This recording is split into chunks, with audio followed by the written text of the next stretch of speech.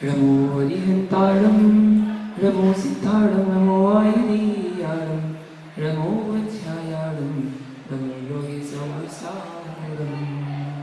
नवयंतान सिद्ध परमेश्वरी भगवान की, पंच परमेश्वरी भगवान की, आचार्य भगवान कुंद कुंद स्वामी की, आचार्य गुरु विराग सगुदि महाराज की, आचार्य श्री विशुद्ध सगुदि महाराज की अहिंसा विश्व उपाध्याय श्री गुरंजन सागर जी महामुनि राज की जय।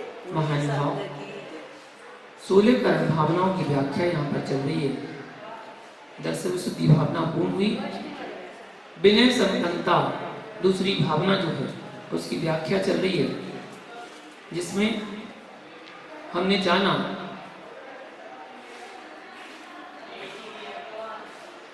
किस प्रकार हमें अपने अंदर विनय गुण लाना चाहिए। मानसिक, वाचनिक, कायिक वर्णन चल रहा था। मूल आराधना ग्रंथ राज की टीका में निषद्धा निषदि का 2 पाठ प्राप्त होते हैं। 17 प्रकार की निषदि का इस प्रकार से समझना, जिसका वर्णन बताया गया था। कायिक विनय के अंतर्गत जिन सिद्ध बिंब कृत्रिम आकृतिम, उनके मंदिर, बुद्धि आदि लब्धि संपन्न मुनि, उनके आश्रित क्षेत्र, अवधि मनंपर केवल ज्ञानी, ज्ञानोत्पत्ति प्रदेश, उनके आश्रित क्षेत्र, सिद्ध जीव, उनके निर्वाण क्षेत्र, उनके आश्रित आकाश प्रदेश, सम्यक आदि, चतुर्गुण युक्त तपस्वी, उनके आश्रित क्षेत्र, उनके द्वारा छोड़े गए शरीर आश्रित क्षेत्र, योग स्थित तपस्वी, उनके आश्रित क्षेत्र, उनके मोक्ष स्थान और त्रिविध पंडित मरण स्थित मुनि। ऐसे 17 प्रकार की निषदि का समझना चाहिए। जिणबिंब सिद्ध लिया किदगा या रिद्धि जुद साहु राम जुदा मुनि पवरा राणुपत्ति या राणी जुद खेतम। सिद्धा या सिद्ध भूमि सिद्धाणम समासियो रहा देशो सम्मत्तादि चौकम उपन्नम जेसु तेहिम सिद्ध खेतम। चत्तम देहिम या देहम तट्टवियम जेसु तारणिसी हमियो जेसु विशुद्धा जोगो जोगधरा जेसु संधिया समम। जोगी परिमुक्त देहा पंडित मरण फिदा निसिहियो तिविये पंडित मरने चिट्टंति महामुनि समाहियो एयाओ अन्नानो निसिहियायो सयाबंदी। भैया यहाँ पर विशिष्ट बात ध्यातव्य है कि 17 प्रकार की निषदिका का वंदना वंदनीय है। यहाँ यह स्पष्ट हो गया कि पूज्य वंदनीय है, पूज्य के स्पर्श से युक्त क्षेत्र भी वंदनीय है। इसलिए पूज्यों के आसन आदि की भी विनय करो। जहां मुनिराज बैठ जाएं, वो आसन भी पूजनीय हो जाता है। उनके आसन की विराधना नहीं करना, ना उनके ऊपर स्वयं बैठना। विनय गुण जहां है वहां विकास ही विकास है। आसन भी पूजनीय हो गए। जहां पंच परमेष्टि विराजमान हो जाते हैं, आचार्य उपाध्याय साधु जहां विराजमान हो जाते हैं, वहां पर कोई श्रावक नहीं बैठ सकता, वहां पर कोई वस्त्रधारी नहीं बैठ सकता। अगर वस्त्रधारी का पैर भी लग जाता है उस आसन में, तो वह विनय संपन्नता के साथ उसको छूकर मस्तक से लगा लेता है, उसकी विनय करता है। ये विनय गुण है। आचार्य भगवान उमा स्वामी ने तत्पाल सूत्र जी ग्रंथ में विनय के 4 भेद कहे हैं। ज्ञान दर्शन चारित्र उपचारा, ज्ञान विनय, दर्शन विनय, चारित्र विनय और उपचार विनय। आचार्य प्रवर शिवार्य ने अपने प्रसिद्ध ग्रंथ भगवती आराधना में विनय के 5 भेद कहे हैं। विनयो गुण पंचवियो निदिष्टो राणदंसन चरिते तव विनवो या चहुतो चरिमो को विहारियो विनयो। विनय 5 प्रकार की कही है। ज्ञान, दर्शन, चारित्र, तप और उपचार विनय। इस 5 प्रकार की विनय की व्याख्या यहाँ पर हुई है। बहुत आदर के साथ मोक्ष के निमित्त से सद शास्त्रों का वाचन करना, स्मरण करना, अभ्यास करना ज्ञान विनय है। और ज्ञान विनय के 8 प्रकार हैं।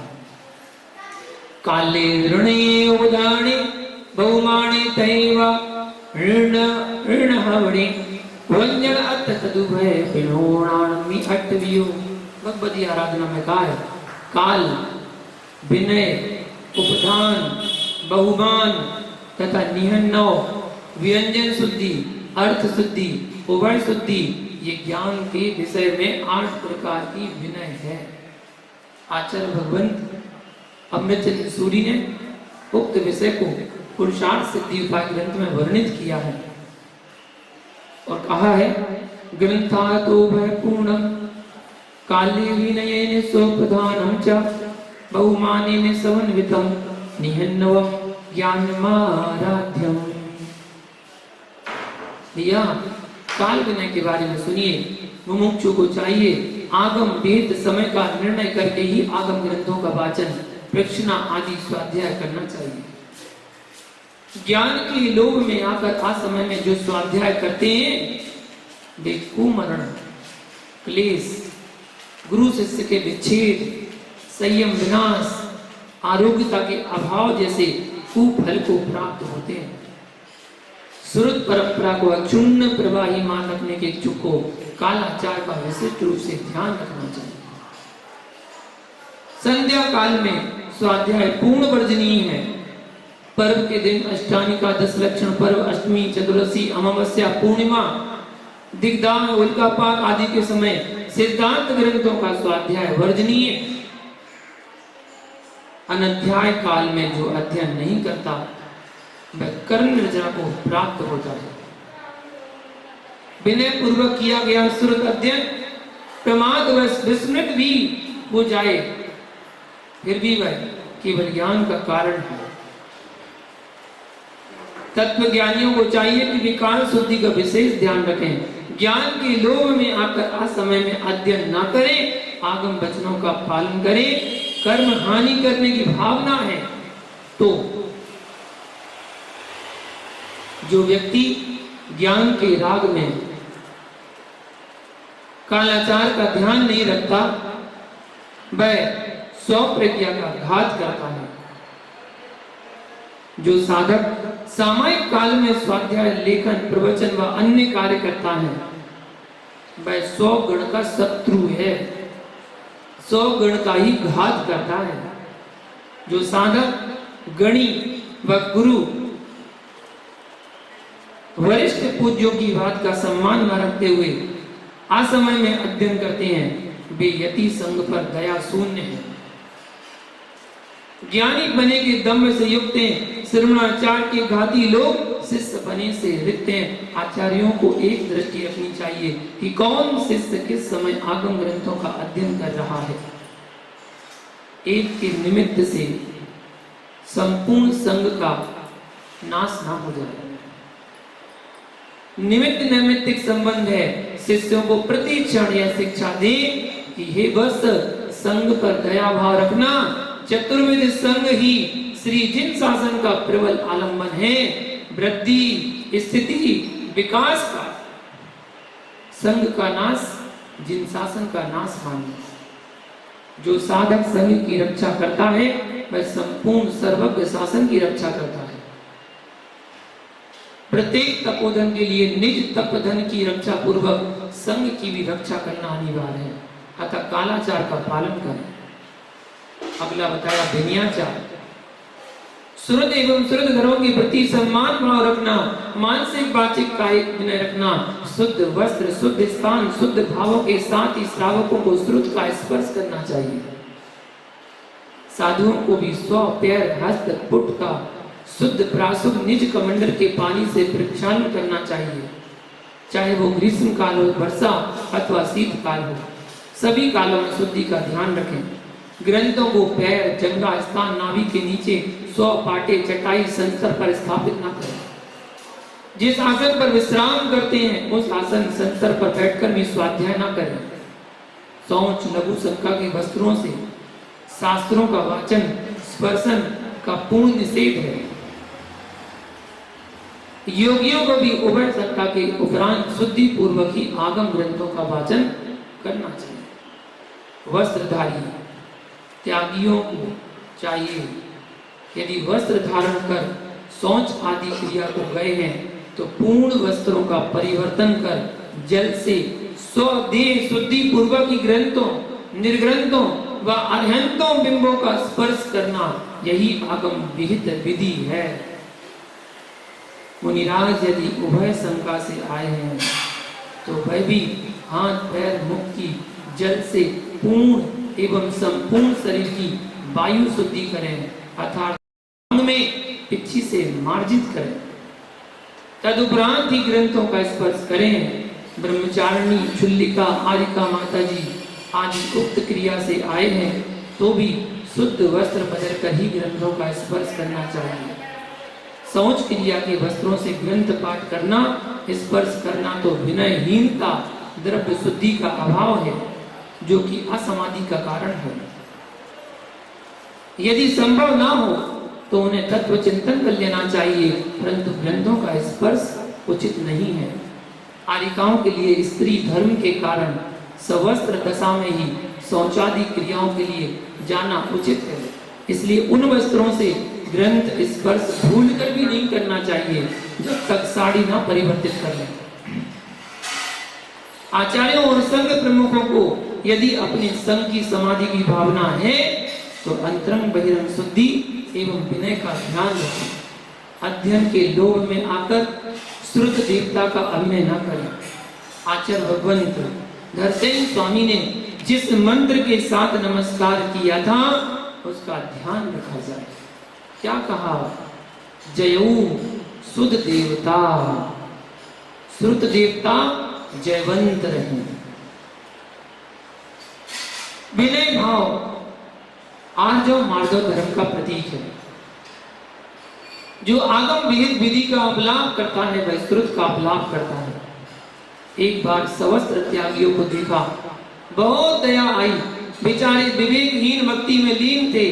पवित्र सिद्ध भूमि सोनागिरी में पर्वत से शौच क्रिया करके आए और हमारे इष्ट आराध्य अबाधित देवता अष्टम तीर्थंकर भगवान चंद्रप्रभु स्वामी के बिंब का उन्हीं वस्त्रों में स्पर्श कर अपने आप को धन्य कर रहे थे। तब लगा, अहो अज्ञान अविवेक को धिक्कार हो। देवादिदेव को अशुद्धि में स्पर्श करने वाला कैसे समाधि की साधना करेगा? अपवित्र अवस्था में आगम अंतरंग विनय की आज्ञा देता है। ध्यान तो पवित्र या अपवित्र किसी भी अवस्था में हो सकता है, पर शब्द उच्चारण स्पर्श तो पवित्र अवस्था में ही करनी है। सवस्त्रधारी त्यागियों को विवेक पूर्वक वृत्ति करनी चाहिए। संघ व्यवस्था ना जोड़ें, पुरानी परंपरा का भी प्रमाण ना दें, विवेक व आगम विहित शुद्धि की बात करें तो अच्छा होगा और स्वयं का कल्याण मार्ग प्रशस्त होगा। विवेक व विनय मोक्ष मार्ग में आवश्यक ही नहीं, अनिवार्य अंग है। भावुक न हो, गंभीरता से निर्णय करें। परंपरा मोक्ष मार्ग नहीं, रत्नत्र की विशुद्ध साधना मोक्ष मार्ग है। गुरु परंपरा का आलंबन विशुद्ध चर्या में लेना श्रेयस्कर है। चर्या विहीनता में गुरु परंपरा को जोड़कर मृदुलता की वृद्धि करना पूर्ण रूपेण अनुचित ही है।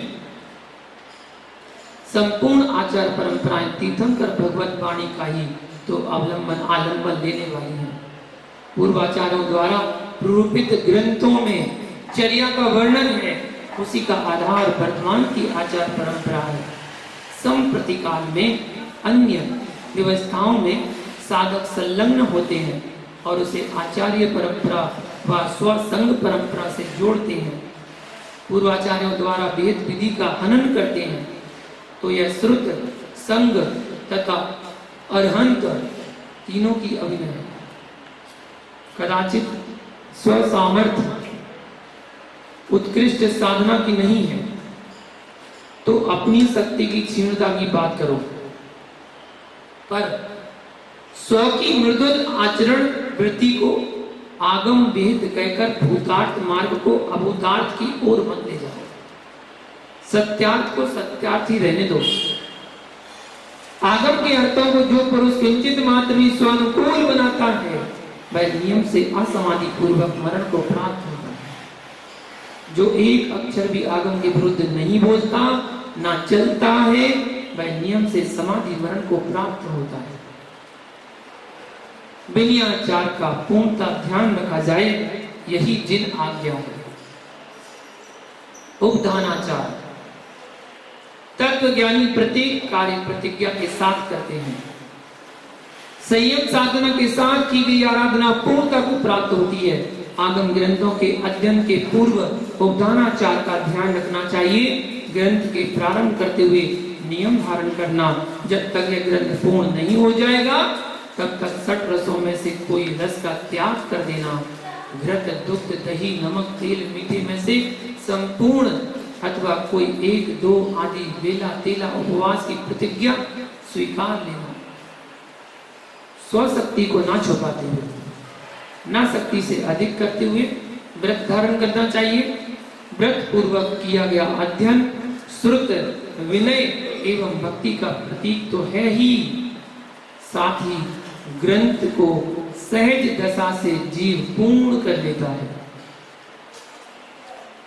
एक सजगता रहती है कि मेरा है, मुझे पूर्ण करना है, अन्यथा जीव प्रमाद से युक्त होकर स्वाध्याय में रुचि को प्राप्त नहीं होता अथवा बीच से ग्रंथ वाचना छोड़ सकता है, चाहे ग्रंथ पूर्ण रूपे स्वप्रज्ञा में प्रवेश ना भी करे। तब भी जो ग्रंथ एक बार प्रारंभ करे उसे पूर्ण करना चाहिए। ग्रंथ कभी अधूरा ना छोड़े, क्योंकि विषय वस्तु का तो बोध हो ही जाएगा कि इस ग्रंथ में क्या विषय है। अध्ययनशील पुरुष को सर्वप्रथम ग्रंथ की प्रस्तावना पढ़नी चाहिए। प्रस्तावना के माध्यम से ग्रंथ वाचन में आगे बहुत ही सहजता आ जाती है। बहुमानाचार, अगली विनय। भगवत वाणी अरहत मुख कमल निवासनी, परम पूज्य है, विश्व हित व्याख्यान जिनवाणी है। ममत्व रहित होकर अल्प श्रुत आराधक शिवत्व की प्राप्ति कर लेता है। एक स्थान पर बैठे बैठे त्रिलोक की यात्रा अरहत वाणी से हो जाती है। वस्तु स्वभाव का कथन करने वाली वाणी परम वंदनीय है। ऐसी बागेश्वरी का स्पर्श पवित्र होकर करना चाहिए। दोनों हाथ जोड़ और मन को निश्चल करके सादर अध्ययन बहुमानाचार है। अनिन्नवाचार, किसी कारण से ऐसा नहीं है, मैं नहीं जानता, ऐसा कहकर ज्ञान का अपलाप करना निहन्नव है। निहन्नव अपलाप को कहते हैं। जड़ धी जन मान कसाय के बस होकर आगम ग्रंथों में पड़े हुए विषय को भी मेरा चिंतन है ऐसा बतलाकर, ऐसा बोलकर आगम ग्रंथों का नाम छिपाते हैं। जिस गुरु से दीक्षा शिक्षा ग्रहण की उसका नाम छिपा लेना, अन्य पुरुष को गुरु स्वीकार कर लेना और यूं कहना मैंने तो अमुक गुरु से अध्ययन किया है, अन्य से दीक्षा ली है। जिसका प्रभाव लोक में दिखा उसे 100 गुरु कहना, यह शास्त्र व गुरु का निहन्नव है। जिसके माध्यम से एक अक्षर का भी ज्ञान मिला हो वह गुरु है, उसका नाम छुपाने वाला पापी है। फिर जिसने धर्म देशना दी हो, मोक्ष मार्ग में लगाया हो, उसे गुरु ना मानने वाला कृतघ्नी पापी क्यों नहीं होगा? अवश्य होगा। या एक माँ से बेटे को पृथक कराने वाले को कर्म का फल भोगना पड़ा। पशु पक्षियों को पृथक करने वाले लोगों की कथाएं पुराण ग्रंथों में उपलब्ध हैं, जो अपने आप को ज्ञानी मानते हैं पर यथार्थ में अज्ञानी हैं, जो ग्रंथों एवं निर्ग्रंथों का अपलाप करने में आनंद मानते हैं। संप्रति काल का दोष कहें या जीवों की वक्रता, गुरुओं के चरणों में जाने से रोकने वाले बस स्व गुरु को छोड़ दो, इस प्रकार के अशुभ भाषण करने वाले वक्र बुद्धि वाले लोग भी उत्पन्न हो गए हैं, पर उन विचारों पर भी करुणा आती है। सच्चे देव शास्त्र गुरु का अपलाप ना करें। किसी के शिष्य को स्वगुरु का नाम नहीं लेने को बाध्य न करें, मूल ग्रंथों एवं आर्थ व्यवस्था को न छिपाएं। जो इस प्रकार से गुरु व ग्रंथ के नाम को नहीं छिपाते, वे ही अनिन्नवाचार के पालक हैं, सत्यार्थ श्रुतोपासक भव्य जीव हैं, ऐसा समझना चाहिए। शब्दाचार मतलब व्यंजन शुद्धि, शब्दों एवं अक्षरों को शुद्ध पढ़ना, शब्द के प्रकाशन को ही व्यंजन शुद्धि कहा है। अर्थाचार, शब्द के वाच्य को अर्थ कहते हैं, आगम के अनुकूल शब्द का अर्थ करना अर्थाचार है। स्व के अनुसार अर्थ नहीं करना चाहिए, पंथ व संप्रदाय के राग में आकर शब्द का अर्थ ना करें। जो साधक व श्रावक अपने स्वार्थवश आगम के अर्थ स्वानुकूल करते हैं, आगम की जगह भी अनागम की प्रूपणा कर आगम में निज चिंतन का विष बोल रहे हैं, वे जीव 100% असमाधि की तैयारी कर रहे हैं। आगम की गूढ़ भाषा को तत्काल में प्रचलित भाषा में कोई प्रयोग कर रहा है। महानुभाव शेष विषय आगे कल देखेंगे। आज के लिए इतना ही। जय बोलो पारसनाथ भगवान।